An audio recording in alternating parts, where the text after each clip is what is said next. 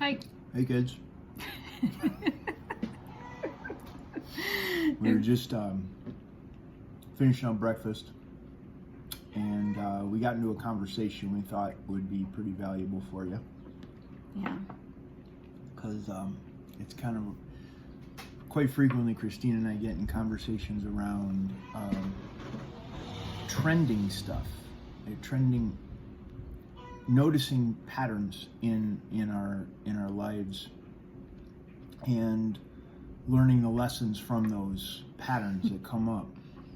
And then we kind of zoom in to kind of see, well, what are the lessons? And this one seems to be pretty huge, especially nowadays.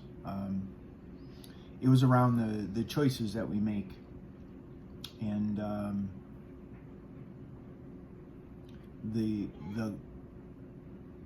they're getting, what were you saying, the consequences are higher And the margin of error is lower. the margin of error is lower, and I believe it's forcing each and every one of us to get more clear within ourselves as to what our path is. And what serves us the best, what really promotes the direction we're going, our health, building ourselves up so that we can do what we need to do. I mean, there's just so many layers to it. Relationships and business and... Right. Like, where are you giving too much? Where are you taking too much? You know, where are you not showing up? Caretaking. I think our relationship with nature, with the land, is real important right now, because there's a disconnect in our way of thinking about all of it. Anyhow, we were chatting about all that and drinking coffee and eating some chocolate.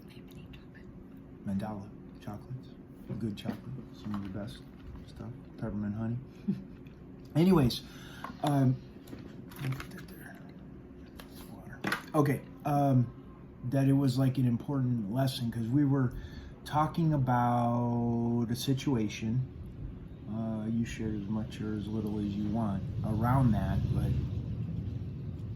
we see people in our lives that are making choices that they're going back to fear, or it's like the fear is pulling them into making those choices, and they end up repeating the same patterns that they've been repeating. And some of these people are close relationships in your life, and it's like, what do you do? Like, how do you deal with it? What, you want to speak to that a little bit? Yeah, I mean, I spent a lot of time in my life really going all out for people that weren't showing up, and meaning that they weren't meeting me halfway in the relationship. You know, you can say, as far as they didn't meet me in how I saw them and I saw their potential. You know, like, I'll totally work at that from that angle. And so then I have these people in my life right now that they're struggling. There's definitely an aspect where they need me and they want me to be in their lives, but then it's like they don't show up to have that interaction to really work through where they're stuck at. And I can't stay in that stuck position anymore. Like, I can't pull that weight and do that superhero thing that I've done in the past, and I don't want to. Like, it's not for me to do. You know, when you do too much for somebody and you don't allow them to go through the struggle, you deny them the opportunity for growth, and because that's how we were born. We're born coming through the birth canal to struggle. It starts all these processes in our body and that we need to survive. Yes, and what makes it challenging is sometimes we've known these people since we were in grade school, right, or their high whole school, lives, or college, or right, their family, right. And what ends up happening is we get stuck in these dynamics that we have this obligation to them because of that blood relationship. A blood relationship, or the friendship, or the length of the relationship, or whatever it was. And what ends up happening is it creates this, it's kind kind of like a structure that keeps the dynamic of the relationship from evolving. And a lot of people don't see this because they're like, well, if I double down on my efforts, they'll show up and they'll change, or they'll be different, or they told me this. And in my own personal life, in my family, in a lot of relationships I was in, it reminds me of a saying Nani said. Nani was my great-grandmother, that talk is cheap. So it's like you can hear people say the words, and you can believe their words, but you also watch their actions. Are they showing up? Are they doing the work? And that's where, we talk about that, the ritual every day, the ritual of taking care of the animals, and that stewardship of the land that I think we lose when we get into strictly like digital world, or we live in an apartment or things like that, where we aren't connected with the cycles of day and night, the heat and cold, the seasons of the year. There's a disconnect for that. There's a lack of groundedness, and doing that ritual kind of brings you back to center. And part of this whole discernment and really going in and like staying like with your blinders on is deep levels of self-care. And that self-care comes from the ritual too. And these, taking care of the dishes and the animals and the land. And, we don't realize, it's like when Mr. Miyagi was teaching Danielson in the movie Karate Kid, he's like, okay, paint the fence, and paint up, paint down, up, down, and then wax on, wax off, okay? Like everybody remembers that. And Daniel's like, why the hell am I doing all this stuff? And then he finally realizes after Miyagi throws a punch at him that he knows how to defend himself. And that structure and that routine is what creates that grounding in for us. And that was really a challenge for me. Like that's been one thing that Bill really helped me to understand and, really keep disciplined on,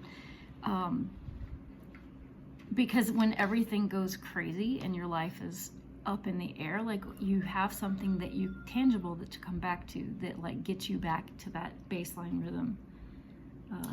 Yeah, and you can speak more to this. And you see it in a lot of different threads throughout society, throughout the world. You have the things that you do over and over again. People meditate every day. Some people pray every day. Some people, the going to church. I remember listening to a talk by a Navy SEAL commander who was talking about making your bed first thing in the morning. Yes. It's like a simple thing, yet it doesn't matter how crazy your day was or how difficult your day was or whatever it is, you come back and the bed's made. Right. And it's like there's something about it that it resets your mind. When you can come into an ordered house, then everything can drop in your neurology and you just feel so much more at ease. Yeah, things it's go so back. Important. And there's going to be chaos. There's going to be times where things get in disarray, and it's like, okay, keep moving that. And I think that's when you get into like the feng shui.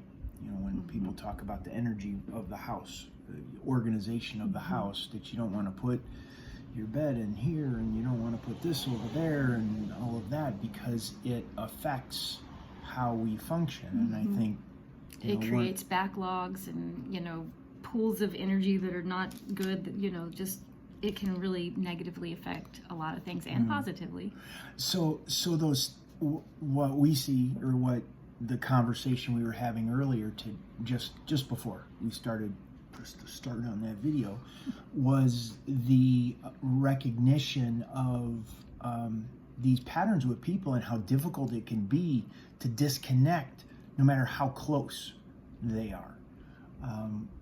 Because you feel that Yeah, obligation because you feel that obligation. engage It's and like, be in but there. I'm giving up on them. But I told them I would do this, and I which brings said me I back would to do the this. enabling Yeah. part. So you know? it just gets into this really crazy stuff. And I think the more we can pull back, be disconnected from those patterns, and see in a place of self-care, of taking care of ourselves, what are those things that are going to allow us to create a baseline, a stable baseline, that we get clarity and focus on how to move forward in our life. Yeah, because another thing that baseline has created for me was being much more attuned to when I'm being pulled off center.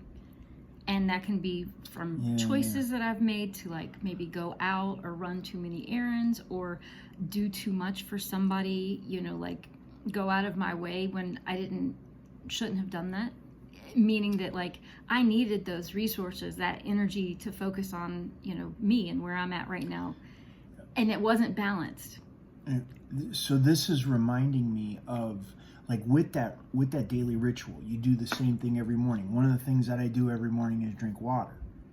And so that's when I knew this morning, when I was working in the yard and all of a sudden I started dropping, I was like, I didn't drink my water. So I have a baseline of knowing this is how my body feels when I do stuff in the morning, when I drink water, and when I don't drink water. And without that baseline, what ends up happening is it's like, oh, maybe there's something wrong with me. We don't know, because we haven't established that baseline to know what's off and what is because I haven't taken care of myself. Right. This reminds me of the all the locals, you know, traveling.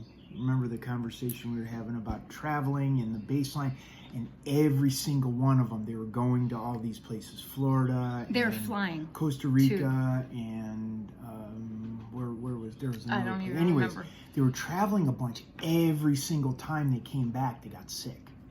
And their whole world was like in shambles upheaval. and was just like, chaos. It was like and a shit show. And it was like there was no recognition of that baseline. There was no slowing down to address these ups and downs, the craziness, to create the baseline to know it's like, oh, well, if I go do that, I'm going to get sick. It's like, what's the difference between something you want to do and like the consequences of it? You know, and when you haven't really thought it through, like we've talked about going to the beach, for example, and you know, like we really want to go to the beach, you know, it'd be great. The idea of going to the beach is great, and then the reality of it is something very different. And I think that's where, when we have that baseline, we could look within ourselves to go, you know, you feel into it, or you kind of look at all of the factors that go into that trip to the beach. Does it really make sense? Do I really want to spend that much time driving or that much time flying to hurry up and get to a place so I can pressure myself to rest for a couple of days and then pack all my shit back up and get back and do the stressful travel backwards? Would it make more sense for us to do pack a picnic and go for an afternoon to a waterfall locally here, and it'd be totally chill, and we stop at a flea market or a yard sale or something like that, or camp at a lake for a couple of days, you know, just within 2-hour drive, you know, where it much less stress, where it isn't this pressure situation. And I think we feed into that, living on the hamster wheel, you know, just push, because I know I was guilty of it. Going to signing up for the next mastermind class or whatever it was, thinking that was going to get the next thing for me. We're getting off topic, but I think that the travel is one. But remember, we had the one friend that was here, and we spoke with him because he was going to go travel someplace, and then he decided not to travel, that it would be better for him to be centered and grounded and ship blew sideways for him locally. So I think and this goes back to the initial reason why we hit the button, is that we have less of an opportunity to escape these patterns that we're running from in our life. Yeah. Like they're there in our face, whether you would like to look at them or not. There's no room for errors right now. There isn't any room for errors. It's just like you got to deal with. It's like a shit or get off the pot kind of scenario, and looking at these things and beginning to shift past those patterns, so you create this peace in your life, this centered and focused, and things are easily flowing in your life, kind of like being in the center of the river. You're just going right down, and there's no conflict. It's like you're flowing, you're going with the current, but in a centered and focused way. One step at a time. One step at a time. It doesn't happen overnight. It is a commitment. It's like, knowing that when you start a new exercise routine or you're trying to become a bodybuilder, you're not going to go in 1 week and have these big muscles or have the flexibility that you're looking for. You have to work at it constantly, little steps at a time, the little wins. Yeah, and it's a course correction, because right. There's lots of things, there's stuff even come up for us where it's like, oh, that's not working. Right. Or that no longer works. What's the little pivot?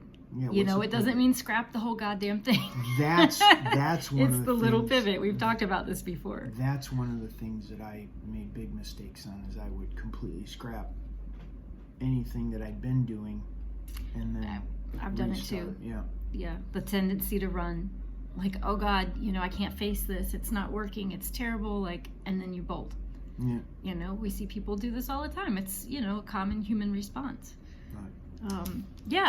I feel like we're pretty complete on this for today. So if you have situations you want to share, enter them in the comments below, or shoot us an email, sovereigntylab@gmail.com, and make sure you give the video a thumbs up. And subscribe to our channel. So go to sovereigntylab.com and join our mailing list. And if you need some help or support,